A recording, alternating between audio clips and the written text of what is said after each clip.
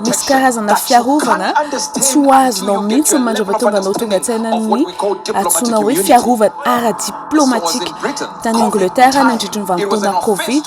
tamin'izay moa tsy nahazo natao ny vokiny trokiny tsaroako tamin'izay fotoan'izay tany ivelany amin'ny toerana tokony nalehako koa zany dia nisy olona nitory anatin'ny polisy dia koa ny polisy hoe aiza ianao dia hoe any Zimbabwe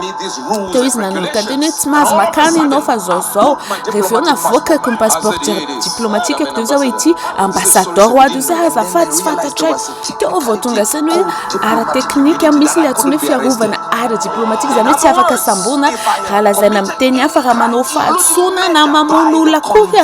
noho ny fitsipika amin'ny feny ambassadeur dia tsy mahazo samborina ny ambassadeur tsy afaka fonjaina na tianao zany na tsy tianao tsy afaka samborina ny ambassadeur amin'izao ny fiarovana antsika dia arovany lanitra tsy miresaka mahakasika anahy fa ny herin'ny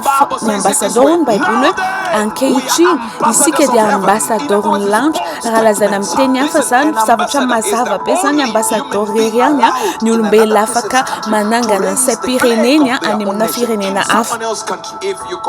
karaha manao fahatsony ianao tsy Zimbabwe ka mamiazakazaka any amin'ny ambassadeur ny Amerika amin'ny tafiditra ao tsy afaka samboriny polisy ianao satria firenena hafa mihitsy zany ambassadeur tsy midika koa zany hoe tsy afaka sakananao ny olona hitory anao any amin'ny polisy fa miteny hoe raha manana an'izay fiarovana ara-diplomatique zay ianao dia manana fahafahana afaka tena miteny hoe tsy afaka anao nininana tsy afaka mikasika anahy ianao teneny hoe fiarovana ara-diplomatique fiarovana tsy afaka atao ninina mandalo problème ny fahavanao noho ny amin'izany provoqueko izay fiarovana ara-diplomatique anao zay hitoetra